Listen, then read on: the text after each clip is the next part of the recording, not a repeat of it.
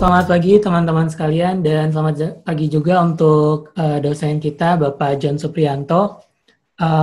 Kali ini kami dari kelompok 3 akan mempresentasikan chapter 13 dengan judul Setting Product Strategy. Dan sebelum mulai kelompok 3, saya akan memperkenalkan anggota dari kelompok 3 ada siapa aja.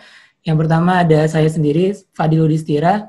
Lalu ada rekan saya Pak Hendri Gunawan Pandia, ada Pak Imade Aryana, lalu ada Pak Jawari Wicaksono, ada Pak Jimmy Astirano, dan terakhir ada Pak Miko Saifuddin Agung Sucahyo. Nah, untuk itu mungkin kita langsung mulai saja. Di chapter 13 ini membahas tentang setting product strategy. Ada beberapa learning objective yang diharapkan teman-teman dapat mempelajari atau dapat memahami setelah sesi ini berakhir. Learning objektif yang diharapkan teman-teman sekalian dapat pahami adalah seperti berikut ini, kurang lebih ada 8. Dan untuk memulai, kita akan membahas terlebih dahulu terkait dengan apa yang disebut dengan produk. Produk sendiri pada dasarnya adalah apapun, barang apapun atau bentuk apapun yang bisa ditawarkan kepada market untuk memberikan kepuasan atau memenuhi kebutuhan dari buyer, baik itu bentuknya barang fisik, service, event, experience, dan lain-lain. Nah, penting bagi seorang marketer sebelum mereka memasarkan produknya, ketika proses perencanaan harus bisa mengklasifikasikan atau mendefine value yang tepat untuk produk-produk mereka.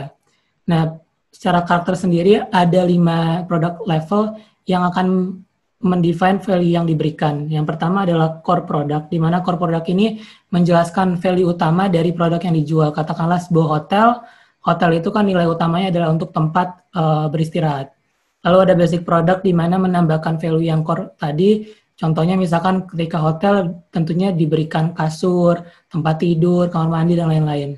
Lalu ada expected product di mana hal-hal yang diharapkan oleh buyer ada di produk yang akan dibeli. Misalkan kamarnya sudah rapi, kamar mandinya bersih, dan lain-lain. Lalu augmented product adalah barang yang atau produk yang melampaui ekspektasi dari yang level sebelumnya. Lalu juga ada potensial produk yang jauh lebih baik lagi daripada augmented product.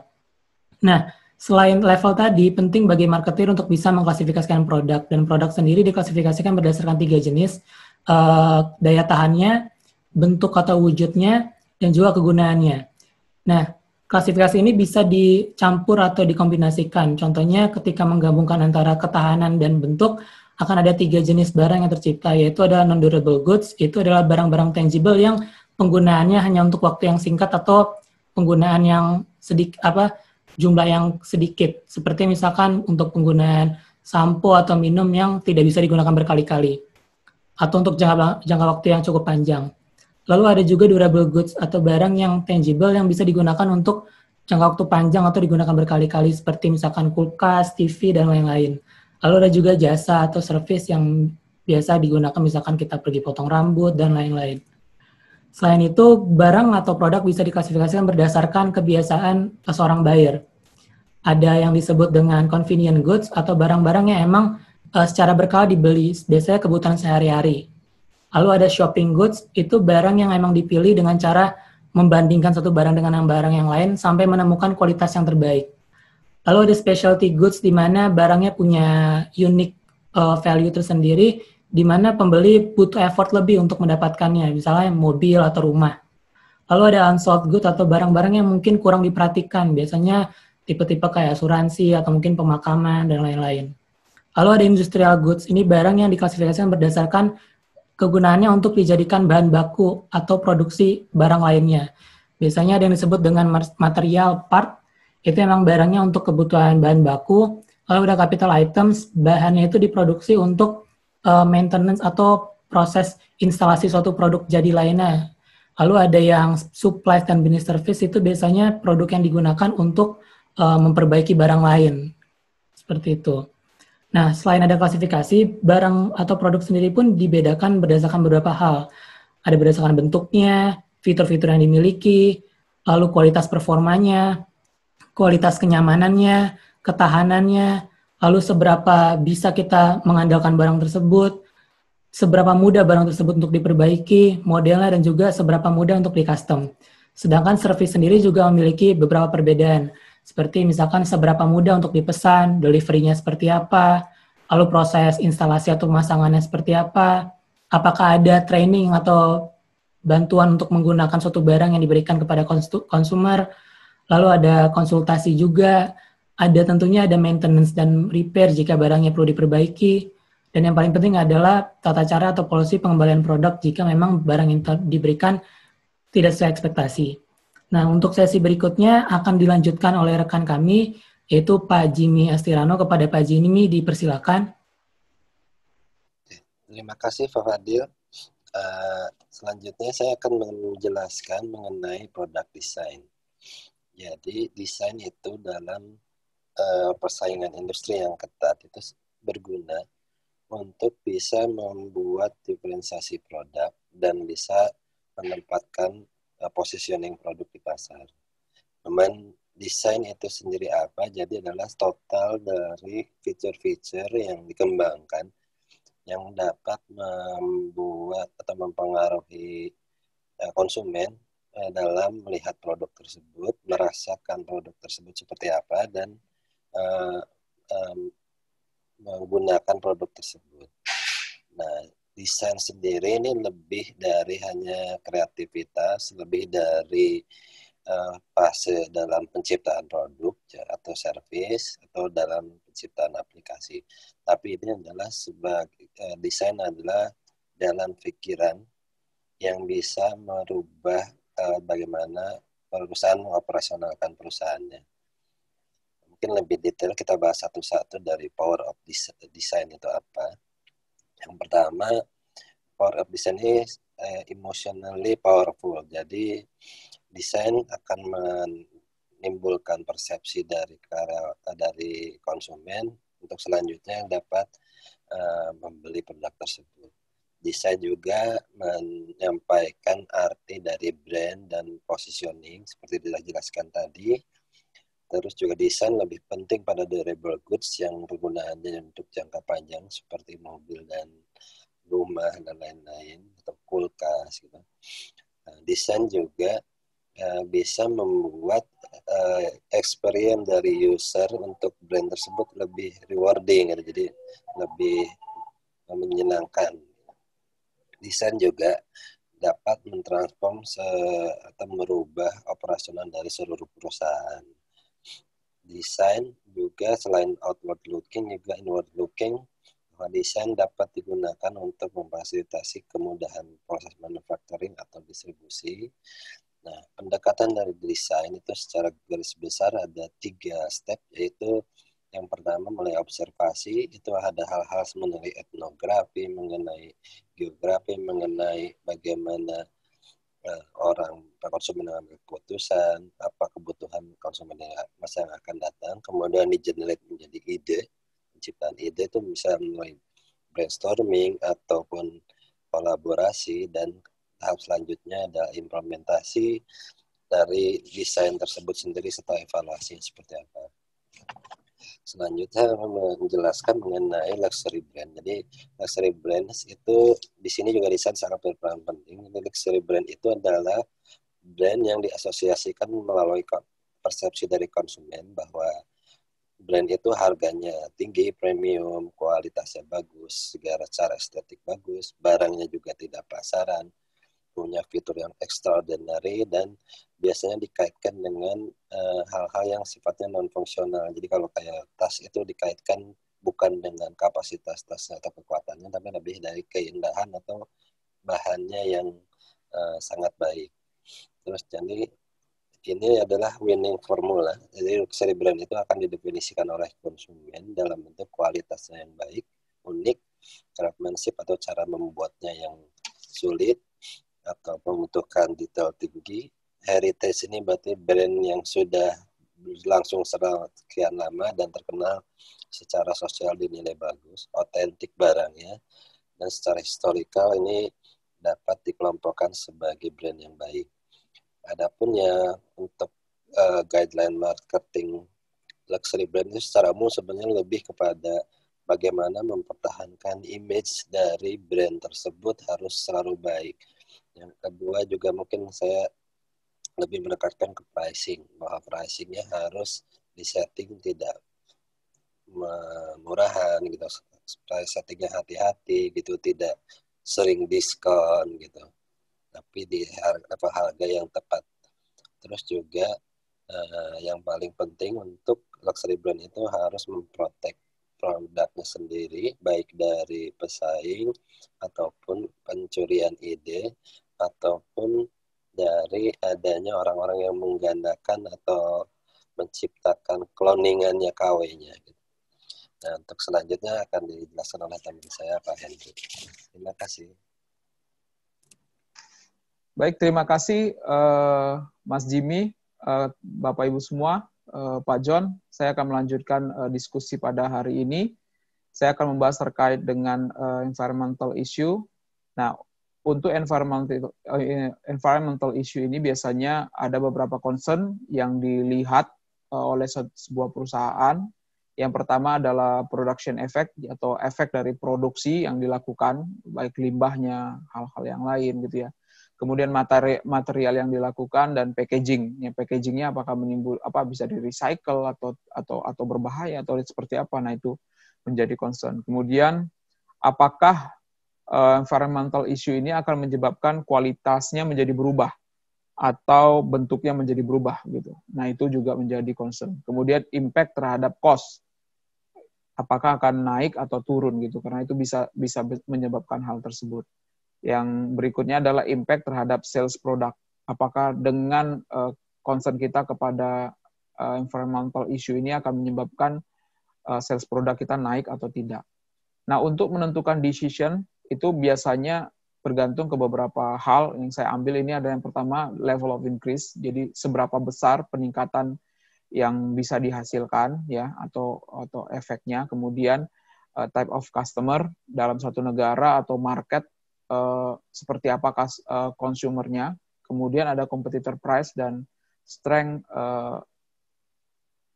of the economy gitu. Jadi bagaimana kondisi ekonomi dan juga persaingan harga yang terjadi ya pada suatu wilayah atau saat tertentu. Nah, ini saya coba ambil green product strategy dari LG Electronics ya. Nah, ini kita bisa lihat dia sudah cukup lengkap ya. Mungkin saya nggak akan jelaskan satu persatu, tapi poinnya adalah dari green strategi yang mereka lakukan, ini memberikan image yang baik terhadap produk-produk LG dan diharapkan nanti akan bisa memenuhi concern-concern yang tadi kita sebutkan ya, mulai dari banyak nih hal yang mungkin yang paling adalah reduce CO emission, banyak hal. Nah, ini salah satu isu environmental mengapa menjadi penting. Oke, kita next. Nah, untuk produk brand and relationship ini adalah produk hierarki ya. Untuk produk hierarki ini dimulai dari yang paling basic ya, yang benar-benar dasar sampai nanti kepada produk yang khusus. Nah, ini produk ini apa-apa saja. Nah, ini kita bisa bagi. Untuk yang paling umum adalah need family ya. Untuk need family ini apa sih contohnya ya, ini yang paling dasar lah ya, keamanan gitu ya. Jadi yang sifatnya keamanan, nah itu yang paling dasar. Kemudian ada product family, kemudian ada product class, kemudian ada product line, kemudian ada product type, kemudian ada barang atau item yang juga disebut unit pencatatan persediaan atau step keeping atau varian produk atau produk varian. Kemudian hubungan produk dan merek ini biasanya juga berhubungan dengan bauran atau sistem produk. Adalah sekelompok barang, ya barang berbeda tapi saling berhubungan yang berfungsi dengan cara dan saling melengkapi. Ya. Kemudian untuk produk bauran ini juga biasanya kita bisa lihat beberapa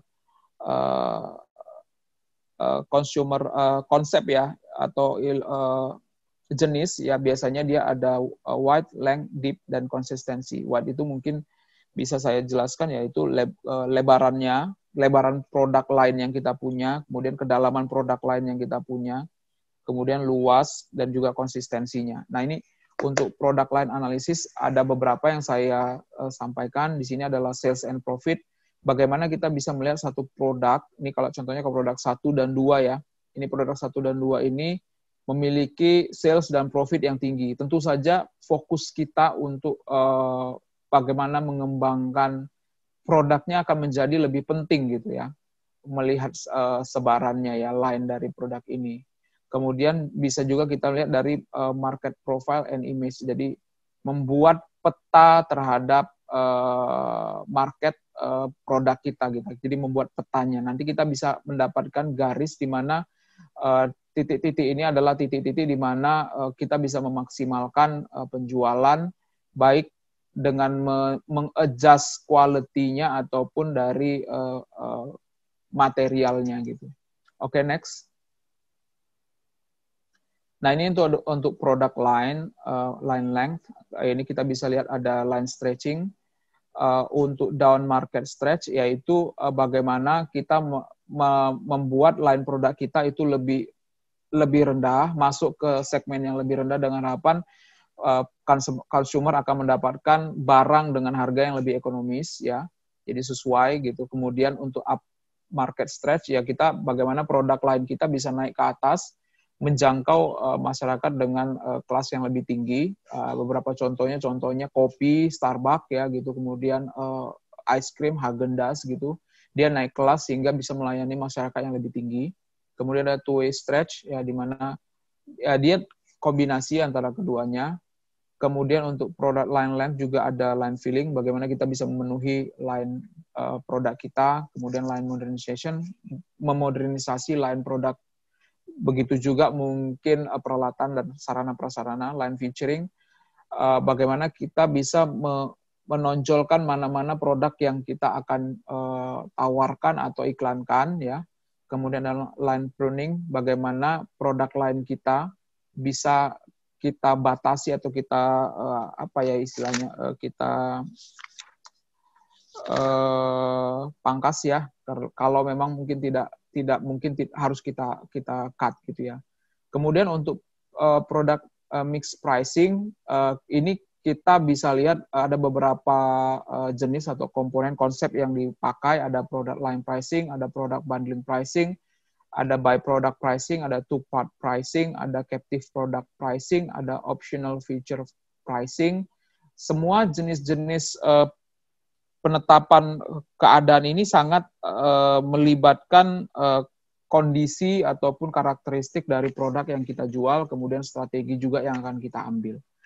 Baik, mungkin waktunya sangat singkat. Untuk paparan selanjutnya saya serahkan kepada rekan saya Miko. Silakan, Miko. Ya, terima kasih. Kemudian kita lanjutkan. Bagaimana cara perusahaan membuat co-brand atau ingredient brand yang kuat. Nah, cara membuatnya adalah co-branding, yaitu suatu kombinasi perpaduan atau kerjasama antar dua brand pada suatu produk atau jasa. Beberapa tipe co-branding, seperti yang kita ketahui, salah satunya adalah same company. Contohnya adalah Citato dan mie goreng yang memadukan antara keripik kentang dengan cita rasa Indomie. Kemudian joint venture, yaitu Sony dan Ericsson yang membuat handphone dengan merek Sony Ericsson. Kemudian retail, yaitu di mana dua atau lebih retail yang mendirikan toko di tempat yang sama untuk memaksimalkan tempat dan profit. Contohnya adalah KFC, Pizza Hut, dan Taco. Kemudian adalah multiple sponsor, di mana terdapat kerjasama dari beberapa sponsor. Contohnya adalah kartu kredit Citibank yang bekerjasama dengan Mastercard dan Garuda. Kemudian adalah ingredient brand, yaitu merek yang hanya dipakai sebagai komponen produk. Biasanya komponen tersebut hanya bisa dipakai oleh konsumen dengan bagian dari produk atau komponen tersebut. Contohnya adalah Intel yang memasarkan produk prosesor miliknya di beberapa brand laptop. Salah satu contohnya adalah Dell. Kemudian adalah tempat tidur Heavenly Bed yang mengiklankan produknya bersama Hotel Westin dengan membuat campaign Heavenly Bed. Melalui komunikasi pemasaran yang ditujukan pada akhir, pabrikan ingredient brand mampu menciptakan pull effect dengan asumsi konsumen lebih suka membeli produk ingredient brand yang terkenal. Kemudian selanjutnya adalah packaging. packaging, labeling, dan warranties and guarantees sebagai tools marketing. Packaging merupakan suatu aktivitas untuk merancang dan memproduksi wadah kemasan suatu produk. Packaging dapat sangat penting karena merupakan jembatan pertemuan antara produk dan pembeli. Kemasan yang bagus dapat mendorong konsumen untuk memilih suatu produk tersebut. Akibat inilah packaging dapat dalam produk ini bertindak sebagai 5-second komersial. Kemudian beberapa faktor packaging yang berguna untuk meningkatkan alat pemasaran. Self-service. Di supermarket, rata-rata dapat menyimpan lebih dari 15.000 item. Konsumen biasanya melewati sekitar 300 produk per menit, mengingat 50 hingga 70% dari semua pembelian yang dilakukan. Pengemasan efektif yang harus dapat melakukan tugas penjualan, yaitu menarik perhatian, mendeskripsikan produk, menciptakan kepercayaan konsumen, dan membuat kesan yang menguntungkan. Kemudian customer affluence. Kemasan yang menarik dapat mempengaruhi konsumen untuk bersedia membayar lebih. Kemudian company and brand image. Packaging merepresentasikan dari keseluruhan persepsi terhadap brand atau perusahaan tersebut. Di toko, mereka dapat menciptakan efek papan reklame seperti yang dilakukan Garnier Fructis dengan kemasan hijau cerah di lorong perawatan rambut. Kemudian innovation opportunity. Kemasan yang unik atau inovatif dapat membawa keuntungan bagi konsumen dan produsen. Perusahaan selalu mencari cara untuk membuat produknya lebih nyaman dan mudah digunakan dan menjadikan kemasan tersebut unik pada produknya. Kemudian secara formal, pengemasan harus mencapai sejumlah tujuan, yaitu identify brand, menyampaikan informasi deskriptif dan persuasif, memfasilitasi pengiriman dan perlindungan produk, membantu penyimpanan di rumah, kemudian membuat bantuan konsumsi produk.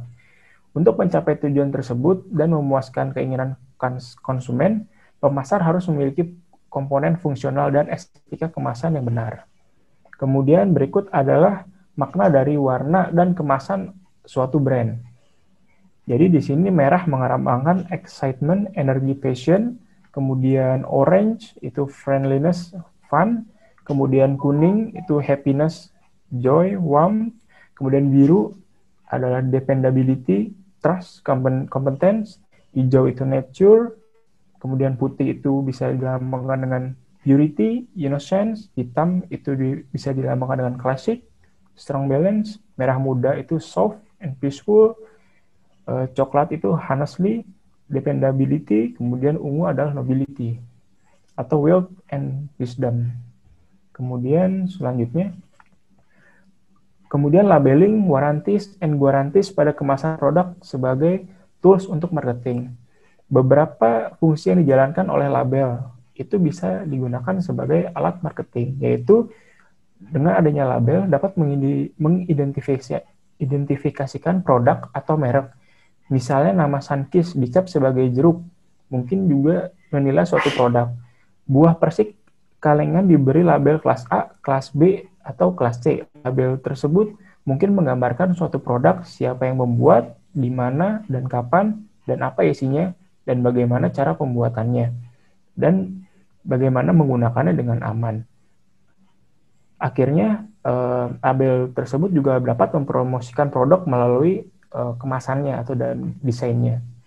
Kemudian warranties. Semua penjual secara hukum bertanggung jawab untuk memenuhi harapan pembeli yang normal atau wajar. Produk dalam garansi dapat dikembalikan ke pabrik atau pusat perbaikan yang ditunjuk untuk diperbaiki, diganti, atau pengembalian uang, baik tersurat maupun tersirat. Jaminan dapat diberlakukan secara hukum. Garansi. Banyak penjual menawarkan jaminan umum atau khusus. Jaminan mengurangi risiko yang dirasakan pembeli. Mereka memberi kesan bahwa produk tersebut berkualitas tinggi dan perusahaan serta layanan kinerjanya yang dapat diandalkan. Garansi juga dapat membantu perusahaan atau produk yang tidak dikenal atau ketika kualitas produk lebih tinggi dari pesaing. Begitulah dari saya. Kemudian dilanjutkan oleh pembahasan kasus oleh Blimade.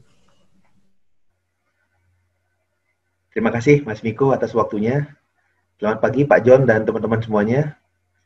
Baik, mari kita lanjutkan kembali pembahasan terkait setting produk strategi.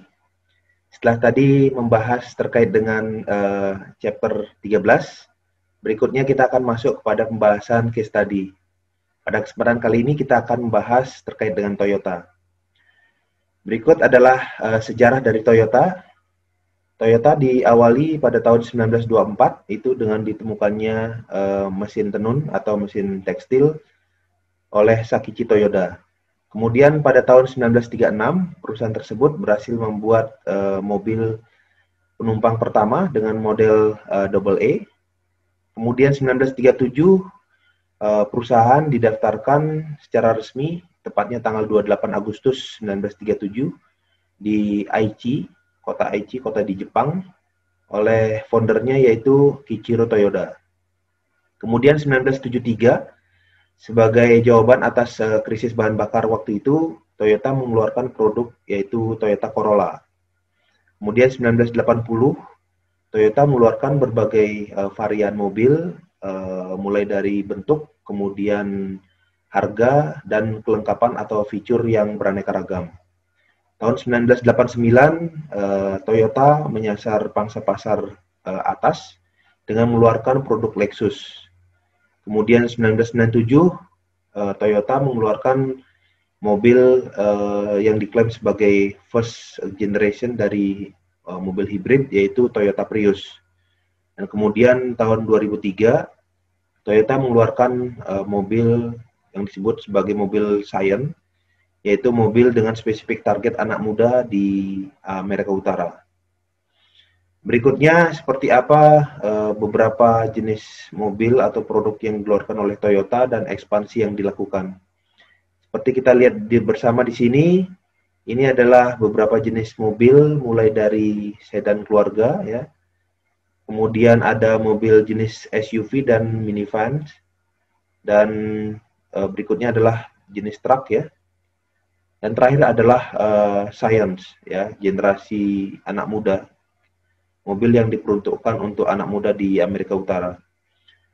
Kemudian sebelah kanan kita bisa lihat ekspansi yang dilakukan oleh Toyota, ya, mulai dari ekspansi ke Taiwan, kemudian Brasil, Rusia, Thailand, South Africa, kemudian Filipina, ya, Cina, Malaysia, dan Indonesia, ya. Tahun 1971 itu diperkenalkan mobil Kijang Toyota, ya. Seperti kita ketahui sampai sekarang pun brand awareness dari mobil Kijang itu sangat kuat sekali, dan sekarang ini muncul varian-varian baru sampai yang disebut sebagai mobil sejuta umat, yaitu mobil Avanza, ya. Jadi Toyota mencoba untuk mengeluarkan berbagai macam produk sesuai dengan segmen market yang disasar. Berikut adalah kiat sukses dari Toyota dalam mengembangkan produknya. Seperti kita lihat, berikut adalah Toyota Production System dan filosofi. Ada dua hal di sini yang bisa kita lihat, dua pilar, yaitu Jidoka. Jidoka itu adalah lean manufacturing, yaitu suatu cara untuk mengoptimalkan orang, sumber daya, usaha, dan energi organisasi untuk menciptakan nilai bagi pelanggan. Sedangkan satunya lagi adalah just in time, yaitu suatu produksi yang dirancang untuk mendapatkan kualitas, menekan biaya, untuk mencapai waktu yang seefisien mungkin dengan menghapus segala jenis pemborosan dalam proses produksi, sehingga mampu menghasilkan produk yang tepat waktu. Nah, kedua pilar ini didukung dengan people dan teamwork, serta continuous improvement, atau yang sering disebut sebagai Kaizen, ya. Di Kaizen atau continuous improvement itu adalah perbaikan berkelanjutan, upaya terus-menerus untuk meningkatkan produk, layanan, atau proses. Jadi dengan dua hal tadi, Jidoka yaitu lean manufacturing, dan yang kedua adalah Kaizen, continuous improvement, Toyota mampu untuk bertumbuh di tengah persaingan yang ketat di antara industri otomotif. Jadi demikian pembahasan terkait dengan Toyota, mulai dari sejarah Toyota, kemudian produk-produk yang dihasilkan, ekspansi yang dilakukan, sampai dengan kiat sukses dari Toyota dalam mengembangkan bisnisnya.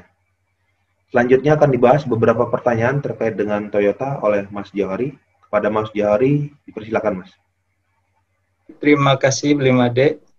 atas kesempatan yang diberikan. Selamat pagi Pak John, selamat pagi rekan-rekan sekalian.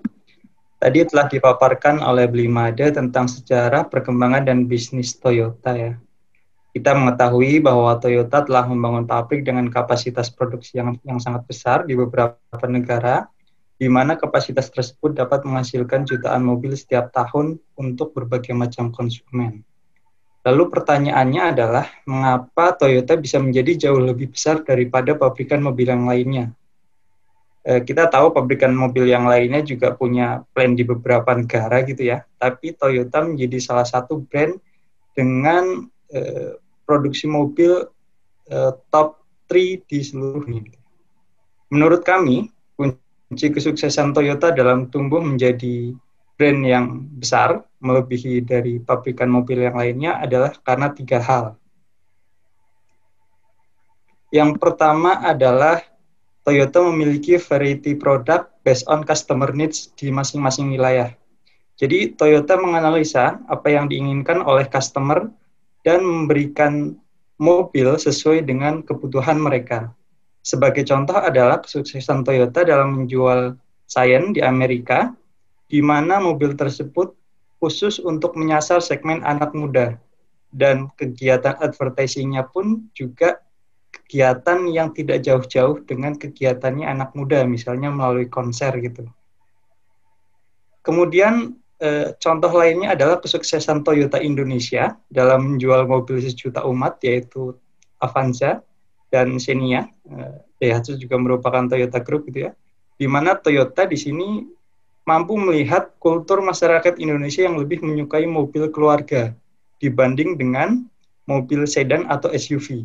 Sehingga Toyota Indonesia khususnya, mereka mengembangkan mobil yang memiliki kapasitas besar, namun tidak selengkap fitur-fitur mobil premium. Dengan kapasitas besar tersebut, masyarakat Indonesia lebih memilih Avanza tersebut digunakan sebagai mobil kesehariannya. Kunci kesuksesan yang kedua, menurut kami adalah lean manufacturing and continuous improvement melalui Toyota Production System and Toyota Way. Jadi proses produksi yang dilakukan oleh Toyota melalui Toyota Production System tersebut sangat efisien, sehingga pabriknya dapat membuat 8 model yang berbeda pada saat yang sama di dalam plant yang sama. Hal ini membawa peningkatan besar dalam produktivitas. Poin yang ketiga yang menjadikan Toyota dapat tumbuh jauh lebih besar dibanding yang lain adalah kesuksesan Toyota dalam membangun One Global Network Plan. Tadi juga sempat disinggung oleh Blimade bahwa Toyota mempunyai beberapa plan di beberapa negara, terutama di emerging market. Namun, Toyota di sini dapat mengintegrasikan pabrik di seluruh dunia tersebut menjadi satu jaringan raksasa yang dapat menyesuaikan untuk pasar lokal di negara tersebut dan mengalihkan produksinya dengan cepat untuk memenuhi lonjakan permintaan dari pasar di seluruh dunia tanpa membangun perakitan yang benar-benar baru di pasar yang baru.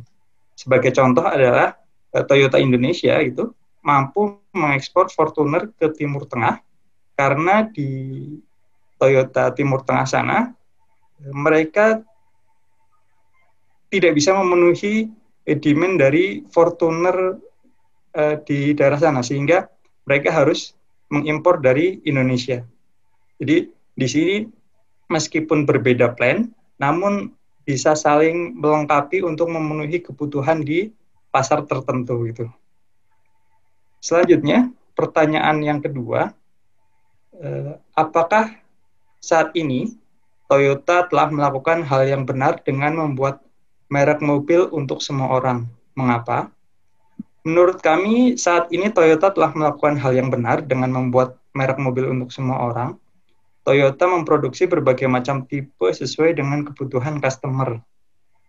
Mereka mampu menganalisa apa yang dibutuhkan oleh customer dan mengembangkan mobilnya sesuai dengan fitur yang sebanding dengan harganya. Pabriknya pun dapat memenuhi kebutuhan dari pasar, dapat membuat 8 model berbeda dalam satu waktu yang sama di dalam plan yang sama, sehingga membawa peningkatan besar dalam produktivitas. Dengan Toyota ini mampu menjual mobil untuk semua orang, mereka dapat membagi segmen pasarnya menjadi beberapa segmen.